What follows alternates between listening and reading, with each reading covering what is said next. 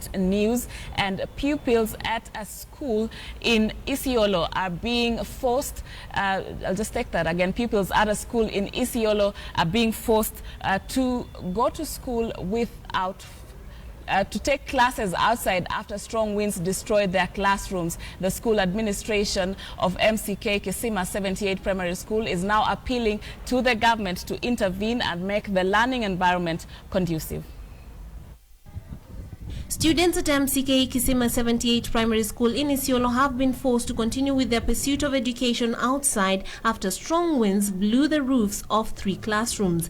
Wanafunzi wengine walikuwa wamejikinga mvua pale kwa ukuta. Sasa mara moja upepo ukazindi, tukaona vile miti imeendelea kuyumba, watoto wengine wakakimbia kwa madrasa wengine pande, wakatoka pande kwa sababu upepo ulikuwa mkali sana. The harsh winds have thrown the school's program into disarray as textbooks, teachers' guides and exercise books were destroyed following the rain that was accompanied by strong winds. Pupils were forced to run and take shelter in the neighboring classrooms. No student suffered any injuries. The same last term tuliona maneno makali kama hayo tena, tena ikaenda na upepo.